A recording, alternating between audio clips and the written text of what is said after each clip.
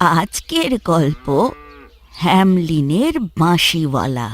বন্ধুরা, আজ আমি তোমাদের হ্যামলিনের বাঁশিওয়ালার একটা প্রাচীন গল্প শোনাবো। তোমরা পুরো গল্পটা শেষ অবধি মন দিয়ে দেখবে, কেউ কোথাও যাবে না কিন্তু।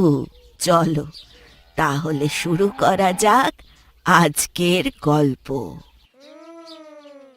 অনেক দিন আগে জার্মানিতে ছিল একটি ছোট্ট শহর, যার নাম ছিল হ্যামলিন।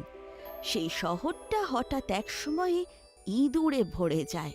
শহরের সর্বত্র ছড়িয়ে পড়ে ইঁদুর। সেই ইঁদুরগুলো এমনকি বিড়াল কুকুরদেরও ভয় পেত না। ছোট বাচ্চারাও শান্তিতে ঘুমোতে পারত না। ইঁদুরের দৌড়াদৌড়িতে মহিলারাও আতঙ্কিত হয়ে পড়ে। গোটা নগরবাসী দৌড়ে যায় মেয়রের কাছে। ইঁদুরের হাত থেকে আমাদের বাঁচান! আমরা ইঁদুরদের জন্য অতিষ্ঠ হয়ে উঠেছি, আমাদের বাঁচান! বিশিষ্ট ব্যক্তিদের থেকে উপদেশ চাইল যে ইঁদুরের উপদ্রব কিভাবে রোখা যায়। অবশেষে সমস্যা সমাধানের জন্য একটা সভা ডাকা হলো।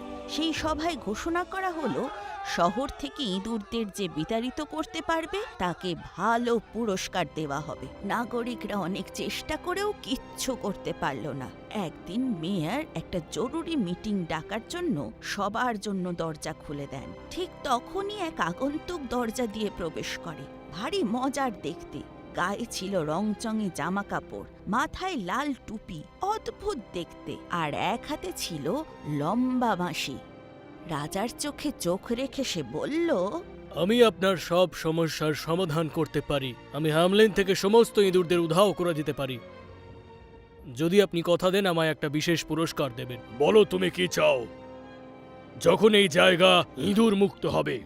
ঠিক আছে বলে বাঁশিওয়ালা সেখান থেকে বিদায় নেয়। তারপর সে শহরের রাস্তায় ঘুরে ঘুরে বাঁশি বাজাতে শুরু করে। তার বাঁশির আওয়াজ শুনে আনাচে কানাচে লুকিয়ে থাকা ইঁদুরগুলো রাস্তায় বেরিয়ে পড়ে তার পিছনে পিছনে চলতে শুরু করে। যেদিকেই চোখ যায় সেদিকেই শুধু ইঁদুর আর ইঁদুর। বাঁশিওয়ালার পিছনে তারা লম্বা লাইন করে যেতে শুরু করে। একদিন সন্ধেবেলা বাঁশিওয়ালা বাঁশি বাজাতে বাজাতে নগরের প্রান্তে এক নদীর পাড়ে এসে পৌঁছয়।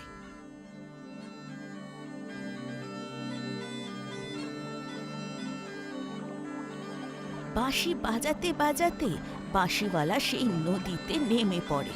তার পিছু পিছু ইঁদুরগুলো সেই বাঁশির আওয়াজ শুনে নদীতে ঝাঁপ দেয়।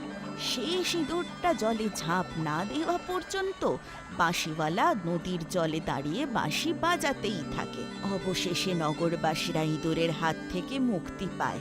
বাঁশিওয়ালা নিজের উপহারের জন্য মেয়রের কাছে যায়। আমি আমার কথা মতো হ্যামলিনকে ইঁদুর মুক্ত করেছি, এবার আপনার কথা রাখার পালা। আমি আমার পুরস্কার নিতে এসেছি। আমি আবার তোমায় কবে কথা দিলাম, আর কিসেরই বা পুরস্কার? এই কথা শুনে বাঁশিওয়ালা প্রচণ্ড রেগে দ্রুত সিঁড়ি বেয়ে প্রাসাদের উপরে ছাদে উঠে যায়।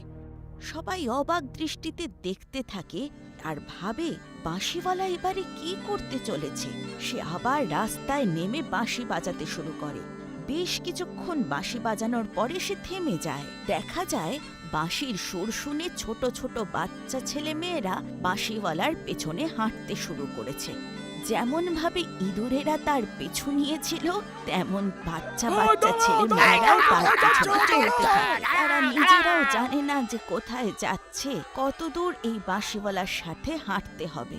শহরের আঁকা বাঁকা পথ ধরে যেভাবে বাঁশিওয়ালা তার বাঁশি বাজাতে বাজাতে চলতে থাকে, বাচ্চারাও ঠিক তার পিছু পিছু হাঁটতে থাকে। কোনো দিকে না তাকিয়ে বাঁশিওয়ালা একটা উঁচু পাহাড়ের চূড়োয় উঠতে থাকে। তারপর একটা পাহাড়ের গুহার মধ্যে বাচ্চাদের নিয়ে প্রবেশ করে, আর সাথে সাথে গুহার দরজা বন্ধ হয়ে যায়। আশঙ্কিত বাবা মায়েরা কোনো উপায় না দেখে মেয়রের কাছে যায়।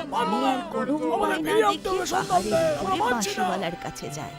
আমাকে ক্ষমা করে দাও, দয়া করে এসো আর আমাদের সন্তানদেরও ফিরিয়ে আনো। তার কিছুক্ষণের মধ্যে বাঁশিওয়ালা সমস্ত বাচ্চাদের ফিরিয়ে দেয়। তাহলে বন্ধুরা, তোমরা এর থেকে কি শিক্ষা নিলে? ভুল করে কিছু ক্ষতি না হলে কারো কখনো ভুল ভাঙে না, একই ভুল বারবার করে।